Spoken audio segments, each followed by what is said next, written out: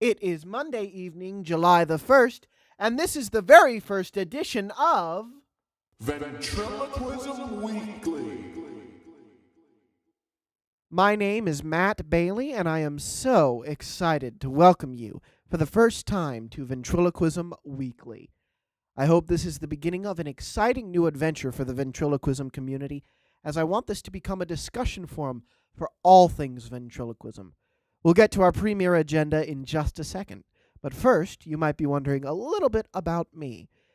I've been doing ventriloquism now for about 4 years, and I have loved every single second of it. Throughout that time, I've been to about 4 Vent Haven conventions, our large gathering where our small community gets together, and it's like some kind of weird family reunion where we all double as each other because of the whole ventriloquism thing. And I haven't been able to go for the past couple of years due to some other prior commitments in the summer, but this will be my first convention back this year at the Hebron. We'll go with Hebron, uh, Kentucky Cincinnati Airport Marriott, and I'm so very excited. I'm 19 years old. I just graduated high school, and let me tell you, like I said, I've been doing vent for 4 years. So do I claim to know everything about ventriloquism? Absolutely not. In fact, that's why I decided to start this podcast. There seems to be a podcast for everything these days, so I thought, why not ventriloquism? I know when I was first starting out, and I still do, I think we are always students, never stop being a student, but especially for someone who's only been doing it a couple of years or is just getting started. I thought when I was younger, I scoured the internet. I really did. I scoured the web, looking at all the forums, learning how to do the lip control, all the different things that are needed for ventriloquism, finding the first website I ever went on to find a professional figure maker and all sorts of different stuff. So that brings me to creating the podcast specifically. I know when I was younger, I would have loved something like this, and I know at my age now, I wanted something like this. Because when I was younger, my mom was very protective, and she had podcasts blocked on our computer. Well, just the other day, a couple weeks ago, I unlocked them. She gave me permission to take off the parental controls, and I did. And in doing so, I decided, let me search some terms. Well, I'm also a magician. So in my research, I found about a ton of things, tons of different chat forums and radio broadcasts for ventriloquists in this podcast on iTunes. And then I searched ventriloquism, and I found 4 things. And they weren't even podcasts, they were recordings. I think one of them was Jimmy Nelson's Instant Ventriloquism, but they were in the podcast section. I thought, you know, why not follow the format? We're a nice community. So I know over the past couple minutes I've talked about doing this for the younger generation and to educate, but what's really nice about this type of thing is we just get to talk. I feel like the only time we get to do that is at Vent Haven, and I wanna open it up. I want people to email me, to call in, to do interviews. I'm very excited about all the neat things we're going to be doing with this. So while this first episode is guest less, unfortunately, our next shows I hope to have at least one interview, one discussion, and if you are interested in setting up a time to do an interview, because unfortunately this isn't a radio call-in show, if you're interested in being a part of Ventriloquism Weekly, please go ahead and email me at ventriloquismweekly@gmail.com. Ventriloquism spelled correctly and weekly, all one word. So that brings me to today's discussion on character development. And I want to carry this over for the next couple weeks. I love character development. I'm an actor. It's one of my favorite things to do when just doing a play is to dig in and find out who a character is. But it's completely different when you're a ventriloquist because I don't think I've ever bought. I think maybe once, and it was a replacement puppet for something that I'd already been doing. I don't think I've ever bought a figure or a character online. The character that I've used the longest, I bought on the showroom at the Vent Haven convention, my second year there. And it's very weird how these things tend to come about. I picked up the character and I said, "Hi, my name is Daryl." And that was the first thing that came to mind. I picked him up, and that's what came out of my closed mouth. And I said, "Wow, this is really cool. I want to get it." And I want to get it. I got my parents. I was still like what, 14, 15. I got my parents. We bought the figure. They were the keeper of whatever money I had saved up from a birthday or whatever.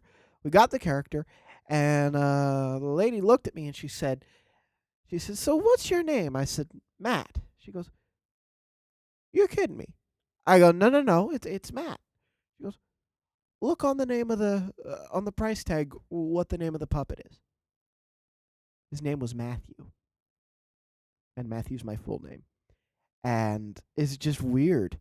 It's just one of those full circle, this is meant to be type of things. And I've been working with that character ever since. And I like to add new characters. I really do. I have puppets that I haven't used in years that I bought at convention that I want to put in.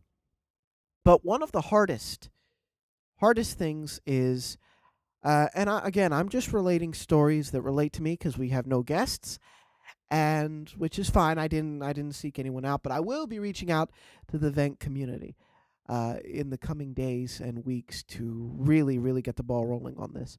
But another story about character development is you can invest in something and just be completely intimidated by the magnitude of it.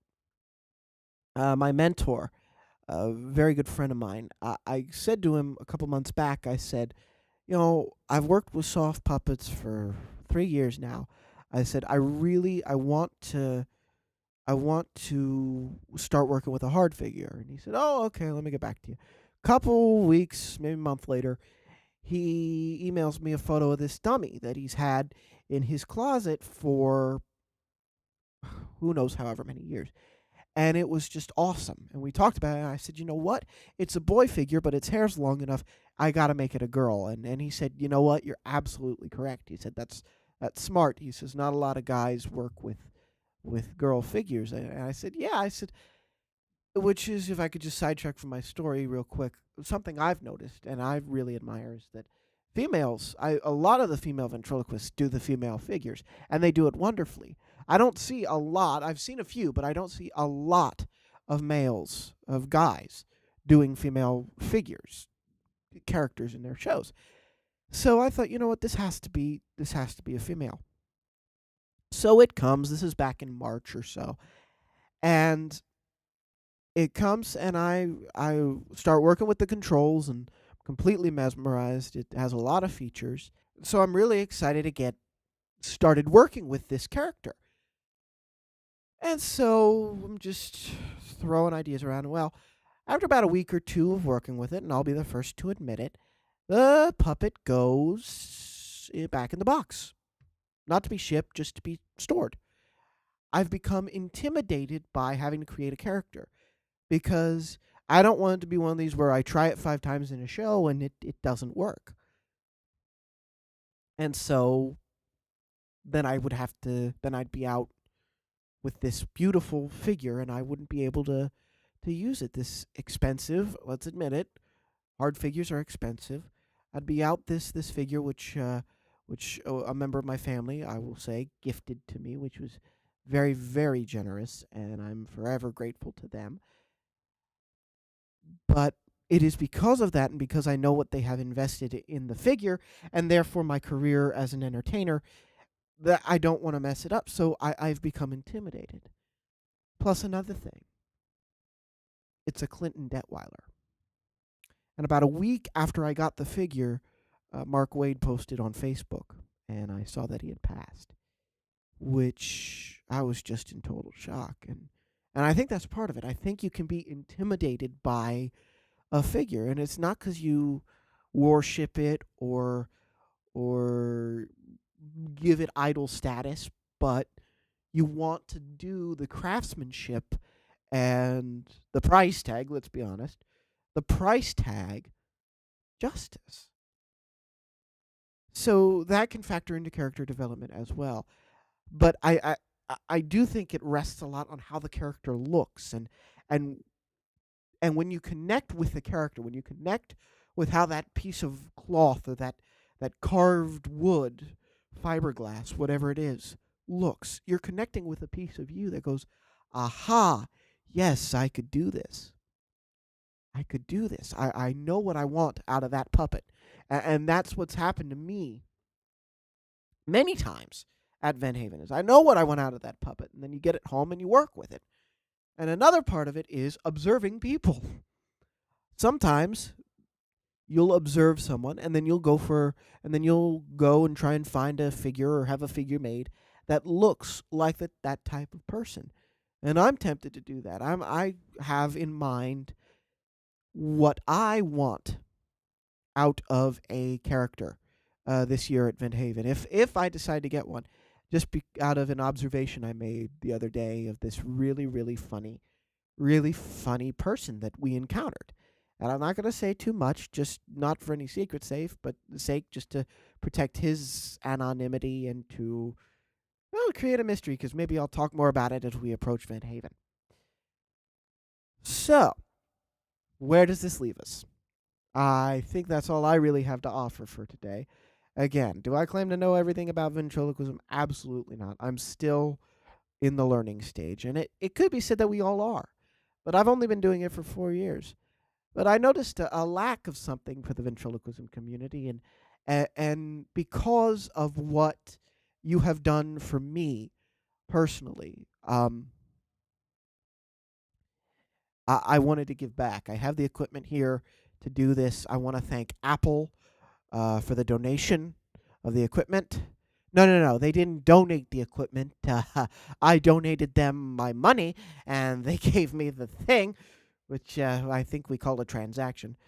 But I got the equipment, and I was able to do this, and I'm really happy to. And like I said, this is just something I want to do for and with the ventriloquism community. So a quick story before I go as to kind of what you guys mean to me. I just graduated high school, as I mentioned earlier, and I've had the good fortune over the past couple of years to go to a performing arts high school. And as such, in our senior year, we did a children's production for which I needed a puppet. I volunteered. I said, I'll get a puppet. I'll get the dog puppet. Well, I put a message out there. I contacted people on Facebook, and I said, hey, I'm looking for this. I started this when I got home at 3:30 at 3:30 in the afternoon. 10 o'clock at night, I was on the phone with Brad Cummings, an amazing guy, and I hope to get him on the show, on the podcast one day to talk and to thank him personally. But and he let me borrow the puppet for this school production, and I am so indebted to him, and I thank him for that. And that's just one example of many things that this community does for me and does for each other. And it's just a wonderful thing to be a part of. So I'm happy to be doing this. I'm excited to be doing this, and I hope it takes off. So contact the podcast by emailing me at ventriloquismweekly@gmail.com. Send me your thoughts on today's topics or anything and everything regarding ventriloquism. I'd love to hear from you, and I'd love to be able to read what you have to say on the show. So let me know if you want me to read it, and if you do, if you want your name attached or not. Also, email ventriloquismweekly@gmail.com if you're interested in setting up a time to be interviewed for next week's show. I would love to get a dialogue going. But for now, I'm Matt Bailey, signing off for Ventriloquism Weekly, reminding all you vents out there to keep talking for two.